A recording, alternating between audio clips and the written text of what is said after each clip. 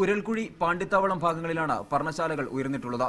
Tarpaulin ഉപയോഗിച്ച് നിർമ്മിക്കുന്നവയാണ് ഭൂരിഭാഗവും. കൂടാതെ ഓല, ചാക്ക്, തുണി, മരക്കമ്പുകൾ, പായ, കാർഡ്ബോർഡ് എന്നിവയും നിർമ്മാണത്തിനായി ഉപയോഗിക്കും. ചൂടിൽ നിന്ന് രക്ഷ നേടാനായി മരങ്ങളുടെ ഇലകൾ വെട്ടിയെടുത്ത് മേൽക്കൂരയിൽ മൂടും. കൂടാതെ കിടക്കാനും ഇലകൾ ഉപയോഗിക്കും. ഭഗവാന്റെ അനുഗ്രഹമാണ് വീണ്ടും വീണ്ടും മകരജ്യോതി ദർശനത്തിനെത്താൻ തീർത്ഥാടകരെ പ്രേരിപ്പിക്കുന്നത്. 15-17 വർഷം അതിനുശേഷം വരും. ഇങ്ങനെ തന്നെ എല്ലാവരും കൂടെ വരും. ശിഷ്യന്മാരൊക്കെ ആയി അങ്ങനെ നമുക്ക് വേണ്ടുന്ന കാര്യങ്ങളെല്ലാം നടത്തും. അപ്പോൾ അതിൽ നമുക്ക് മനസ്സിന് ഒരു നല്ല ഇതുണ്ട്, ഒരു അനുഗ്രഹം. ആ ഭഗവാന്റെ ഒരു കാരുണ്യം നമുക്ക് എപ്പോഴും നമുക്ക് നേരെ ഒരു ബുദ്ധിമുട്ടോ കഷ്ടപ്പാടോ അങ്ങനെ ഉണ്ടായിട്ടില്ല. ഗുരുസ്വാമിയുടെ കീഴിൽ 10 മുതൽ 40 വരെ പേരടങ്ങുന്ന സംഘങ്ങളായാണ് സ്വാമിമാരെത്തുന്നത്. പലയിടങ്ങളിലായി പർണശാലകൾ നിർമ്മിക്കും. നാട്ടിൽ നിന്ന് കൊണ്ടുവന്ന ഭക്ഷ്യവസ്തുക്കൾ പാകം ചെയ്ത് കഴിച്ച് 2-3 ദിവസം പൂങ്കാവനത്തിൽ കഴിയും. ഇതിനുശേഷം മകരജ്യോതിയും മകരനക്ഷത്രവും കണ്ട് സായുജ്യമടങ്ങ് തിരികെ മലയിറങ്ങും.